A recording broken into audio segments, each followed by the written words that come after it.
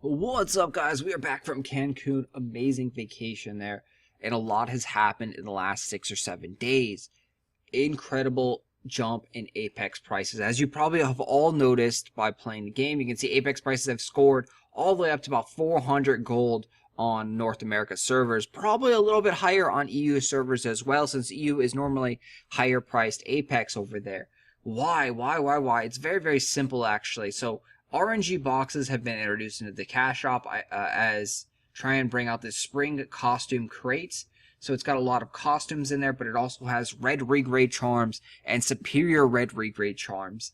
Also other the basic regrade charms in there as well. They've also introduced the vehicle upgrade device, the wagon upgrade tickets, and the cogwheel motor upgrade. So you can now get upgraded cars and longboards in game. This is very, very big. All these cash shop purchases have now just fueled this Apex price, the surge. Plus, we had that big event, that double everything, that helped constantly bring up the prices, I believe. So, with this being said, people are asking, will Apex prices go down? Is this a temporary thing? Well, let's look at the history here of Apex.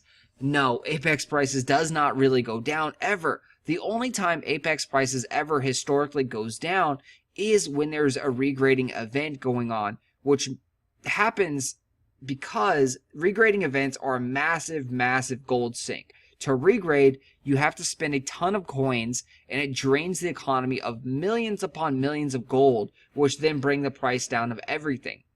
People commonly refer to it as deflation. So, is there a regrade event coming? Not officially, but I hope that there will be one soon, as we are still awaiting more compensation package from all the outages and all the problems of 3.0. I am really hoping that we get a regrade event or something similar to drain out some of this gold, because this dramatic spike up to 400 gold caught a lot of people off guard, and as I touched upon in my last video, when Apex prices get higher, the pay-to-win critics jump out even more severe and more intense. They, rightfully so claim that now it's easier to spend money and get gear, because the gear prices haven't changed. You can still buy ionized weapons and armor for, 15,000 to 20,000 gold, and you can buy them at divine status for that price. Obsidian weapons and armor, same thing. The prices have not changed much. So divine obsidian is right around 4,000 to 5,000 for armor, it looks like, and then weapons around 6,000 or so gold. Not too many on the auction house, but they do appear ever so often. You can even pick up better gear than that. You can pick up epic gear, and it is quite expensive. But as the life of the server goes on, more and more gear is produced, and the economy will start becoming flooded with gear as people, gear up, and then the prices will come down slightly on these things. And if there's a regrade event, the prices will also come down slightly on these things as more of these top-end gear comes into the system. So yes, a regrade event does a couple things. It decreases the prices of everything because it brings in more weapons and armor to the system. It also brings a ton of gold out of the game, which will decrease all the cash shop items. And that cash shop items is generally what people are complaining about. When it's too expensive for them to buy their tax certs, or too expensive for them to buy their wagon upgrade ticket, or too expensive for them to buy their snowflake, people start complaining and get angry. Too expensive to do the crest brainstorm. So nothing new or crazy pay to win has really been added to the cash shop. People are arguing that the red regrade charms are very pay to win, but it's the same exact concept that you can buy items from the cash shop, sell them to other players, and use that gold to buy power. It's been in the game since the very beginning. They did not take it out. Apex was here. Apex has always been here. The thing with the red regrade charms is the red regrade charms actually increase your odds of a success with regrading. So they up it slightly. We had the yellow regrade charms in here. That was a 1.5 increase in the chance of regrade. Now we have a 0.5 increase more with the red regrade charms, and there's superior red regrade charms, which I don't think there's a couple in the auction house now.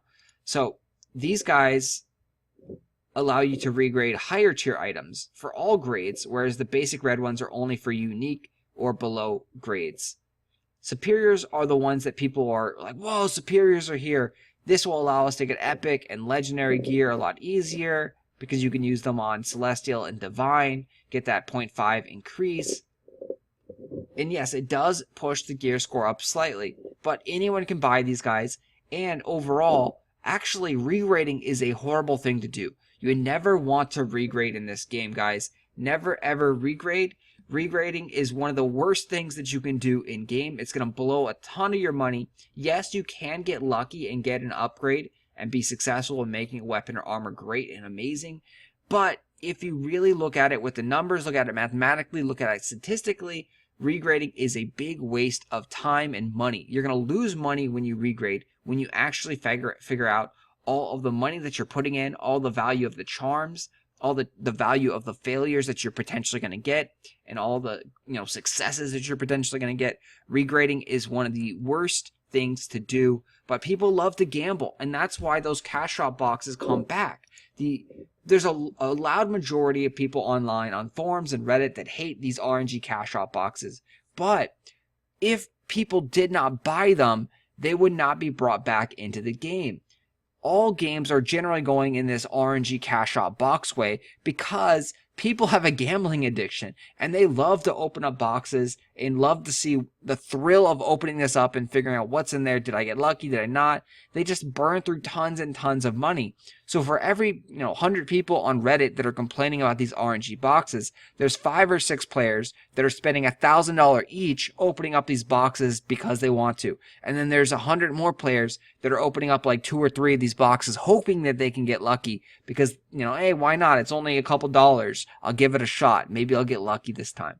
That's the mentality that people have, and they're not going to go away, guys, until people's attitudes and mindsets change, which it's going to take a lot more than hundreds of people on Reddit or official forums saying, hey, we don't like RNG boxes. It's going to take a lot more than that. It's going to take the whole mindset, a whole population mindset change of this gambling RNG box type system, which is not, there's no way you can do it. It's a psychological problem that people have with gambling, and there's nothing we can do about it. We have to just accept it, guys.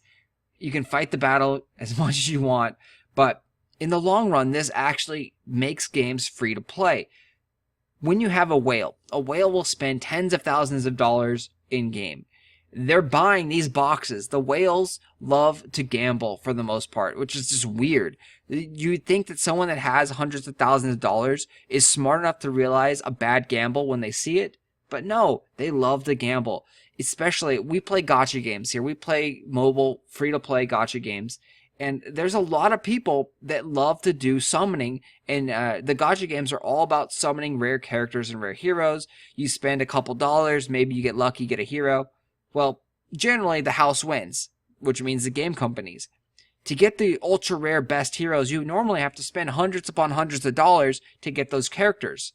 But if you look on YouTube, you'll see thousands upon thousands of people doing this, spending thousands upon thousands of dollars opening up these boxes essentially in these games to try and get these special rare characters. And in the next week or the next 2 weeks, there's a brand new character that is just slightly stronger or slightly more cool, slightly more whatever, wafu, and they want them. And they spend another hundreds upon hundreds, maybe thousands upon thousands of dollars to get these guys.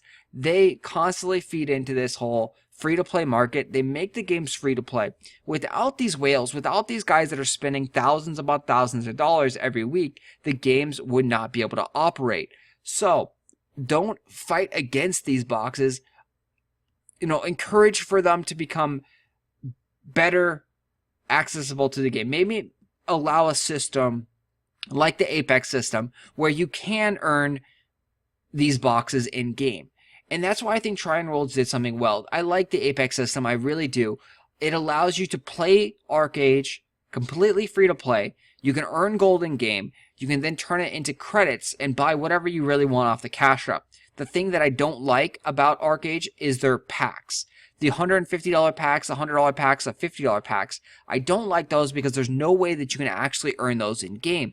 So those could have some exclusive items that can only be purchased by people that are spending real life money on there. And I don't like any games that have items like that or any bundles like that because that creeps into the pay to win territory. To me, pay to win is only something that happens if you cannot earn it in game by any means, yes.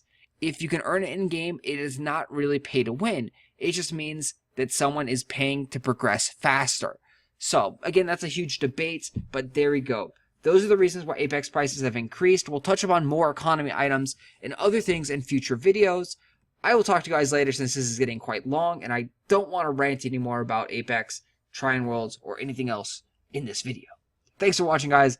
Talk to you guys later. If you haven't checked out the winners of the contest, the giveaway, the mounts, check that out. We've got all the 20 winners down there. I think there's 21 as well. So congrats, everyone. We're almost out of those mounts. There will be very, very, very, very, very few of those secret words appearing in videos. I need to figure out how many I have left and look forward to new giveaways happening because we're going to PAX East and we'll have a ton of giveaway codes once again